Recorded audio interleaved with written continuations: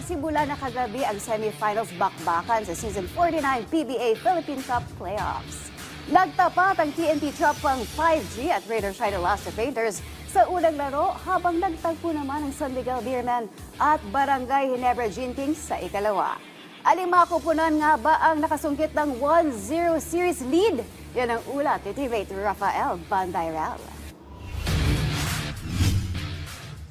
Nakaisa na ang TNT Tropang 5G at Barangay Ginebra Gin Kings sa nagpapatuloy na Season 49 PBA Philippine Cup Semifinals. Sa unang laro, tuloy-tuloy ang pagsusumikap ng Tropang 5G sa paghahabol sa mailap na Grand Slam. Pero hindi basta-basta nagpadaig ang Rain or Shine Elasto Painters mula sa pagkakalubog sa 10 puntos sa huling 1 minute and 2 seconds. Napababa ng Ross ang abante ng TNT sa 4 points na 1 possession game lamang dahil sa 4-point shot. Sa kabila nito, matagumpay na naprotektahan ng TNT ang kalamangan at tuluyang natapos ang Game 1 sa final score na 98-91.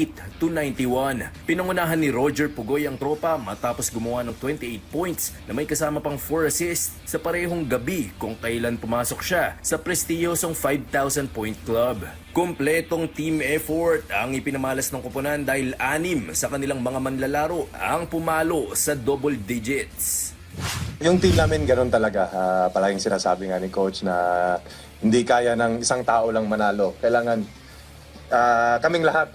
We're not the best talented team sa PBA but gagawin namin lahat para maging best team sa PBA.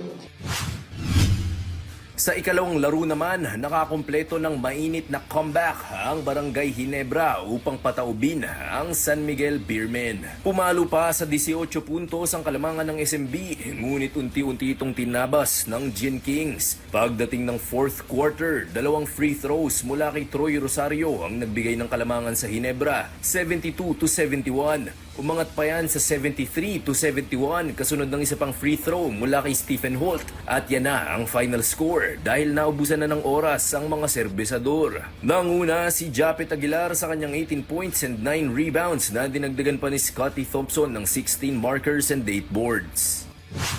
You know, playoffs, very tough game but kung ano lang talagang kaya namin, ibibigay namin yung best namin but it's part of the game, no?